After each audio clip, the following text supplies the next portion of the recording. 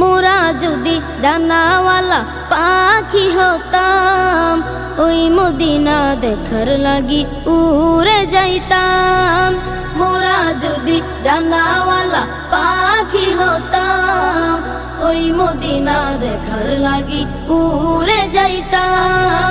হৃদয় জুড়ে দেখতাম আমি, হৃদয় জুড়ে দেখতাম আমি নয়ন ভরে দু জাহানের বাদশা নবী কমলিওয়ালা রে, দু জাহানের বাদশা নবী কমলিওয়ালা রে, দু জাহানের বাদশা নবী কমলিওয়ালা রে, দু জাহানের বাদশা নবী কমলিওয়ালা রে।